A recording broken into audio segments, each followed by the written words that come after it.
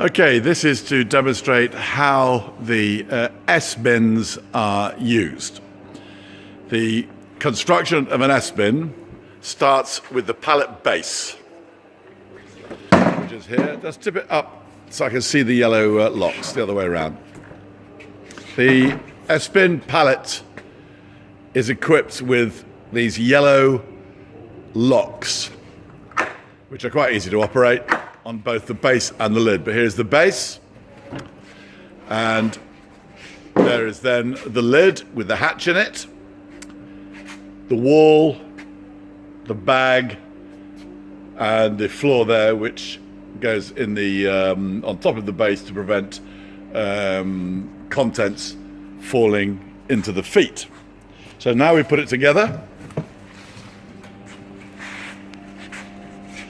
The base, the walls slot into the base. There are grooves for it to fit into. And these are then locked with the yellow anchors.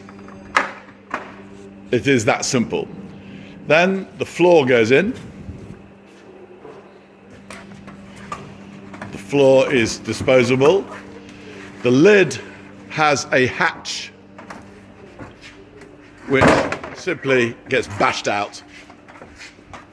The lid then is fitted upon the top and also secured with the 8 yellow latches to hold it completely securely.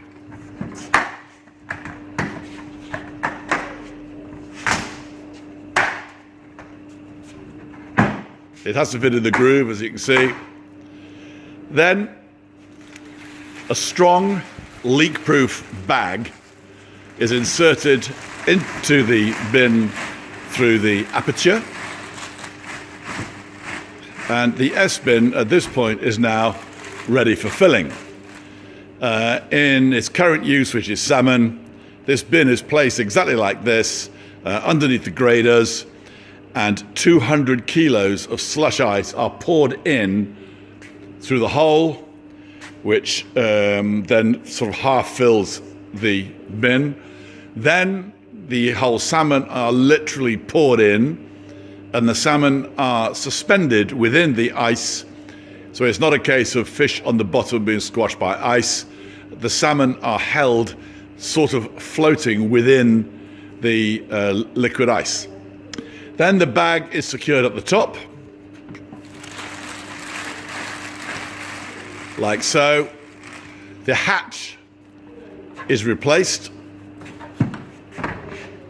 and there is the full packed S-bin.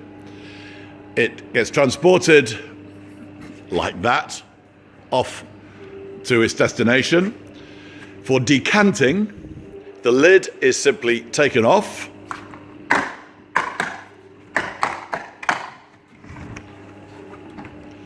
and the bin is then ready for tipping.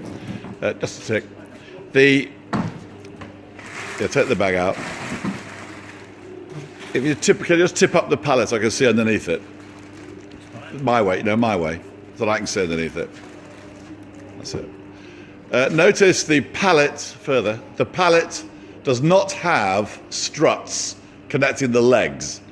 What this means is, when tipping, it's not possible to simply lift it up on forks which rotate, because the bin will quite simply fall off.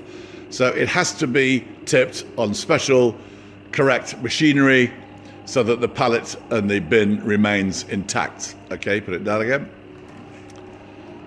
For return, the bin goes back exactly like this, and walls from other bins are placed inside it, so that each bin, like these here, consists of a complete bin with 9 walls inside it. So there are 10 bins on each pallet here, and the lids and the bases are stacked like so.